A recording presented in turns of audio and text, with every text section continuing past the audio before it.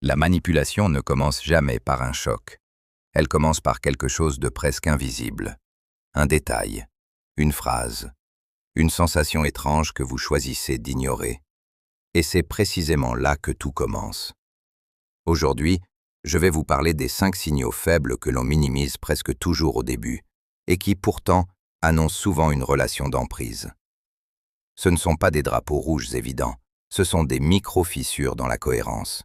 Et le problème, c'est que lorsque vous les voyez enfin clairement, il est souvent déjà tard. Le premier signal, c'est la rapidité.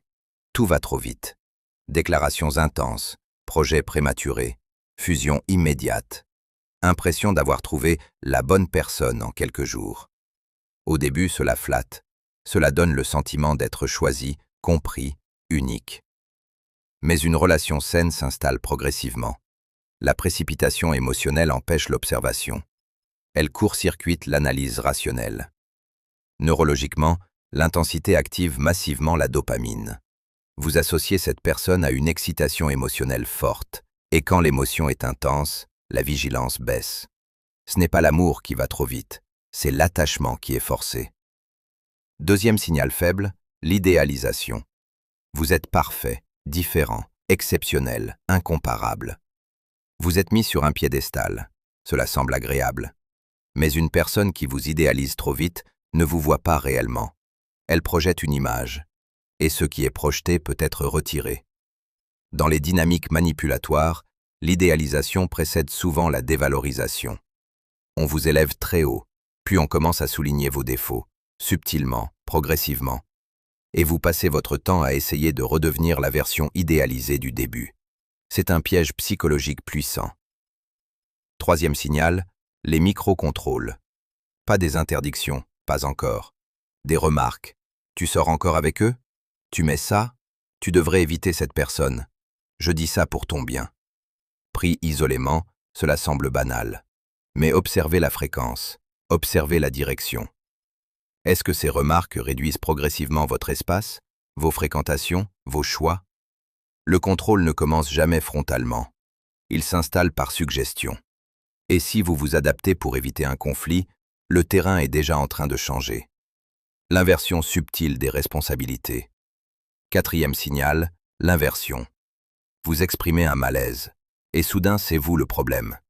Tu exagères, tu es trop sensible. Si tu n'avais pas fait ça, le conflit est déplacé. Ce mécanisme s'appelle le renversement de responsabilité. Psychologiquement, cela crée une dissonance cognitive. Vous ressentez une blessure, mais on vous explique que vous en êtes la cause. À force, vous commencez à douter de votre propre perception. Et quand vous doutez de votre perception, vous devenez dépendant de la validation de l'autre. C'est un basculement majeur. Cinquième signal, l'incohérence répétée. Des paroles chaleureuses, des comportements froids, des promesses, peu d'action, des excuses. Pas de changement. Le cerveau humain cherche la cohérence. Quand il ne la trouve pas, il compense. Il rationalise, il minimise, il espère. Mais l'incohérence répétée n'est pas un accident. C'est un schéma. Et un schéma finit toujours par se répéter. Moment miroir. Si vous écoutez cette vidéo et que certains éléments résonnent, ce n'est pas un hasard. Les signaux faibles ne crient pas, ils murmurent. Et nous avons appris à ignorer les murmures pour préserver l'illusion. Mais l'intuition n'est pas irrationnelle. Elle est un traitement rapide d'informations que votre esprit conscient n'a pas encore formulé. Quand quelque chose vous met mal à l'aise de manière répétée, ce malaise mérite d'être observé. Conclusion. La manipulation ne commence pas par la violence.